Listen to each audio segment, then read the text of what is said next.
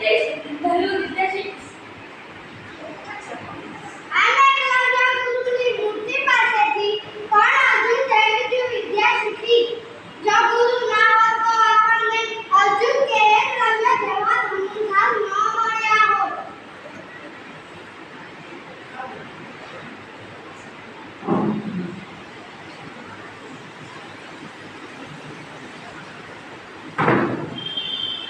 આવી જ રીતે બાળ મિત્ર આપણે હજી એક ગુરુ વિશે જાણશું જે કેવી રીતે ગુરુ બન્યા તેના શિક્ષક બનવાનું સફર આ નાટક દ્વારા જાણશું.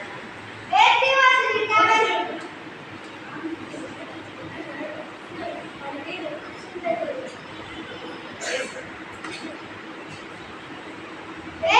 રીટાબેન સ્કૂલનું હોમવર્ક કરી રહ્યા હતા એટલામાં એમના બંને ભાઈ બહેન ત્યાં આવ્યા.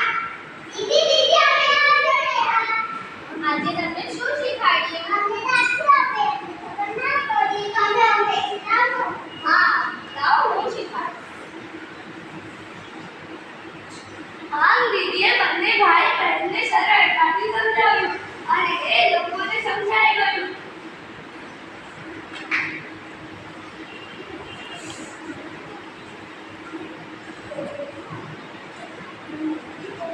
એક દિવસ ત્રણેય ભાઈ બહેન પરીક્ષાનું રિઝલ્ટ લઈને તેમના પપ્પા પાસે આવ્યા.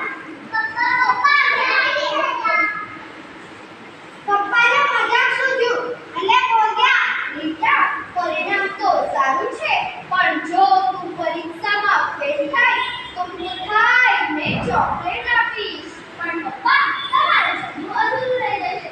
હું કોઈ પરીક્ષામાં ફેલ નહીં થઉં. હું જેમ કે મારા નાના ભાઈ બહેનોને ભણાવું છું એ મોટી થઈને ટીચર બની બધા બાળકોને ભણાવીશ.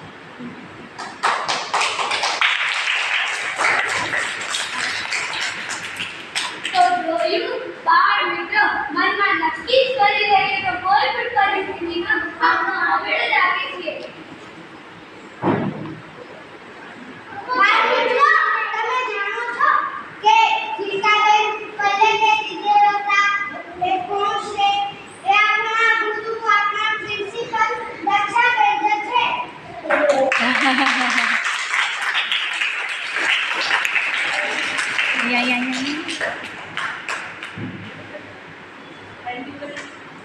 આવા ગુરુ આપની પાસે હોય તો આપણો પણ એકલવ્ય કે અર્જુન જેવા મહાન બનવાના. સાચું ને?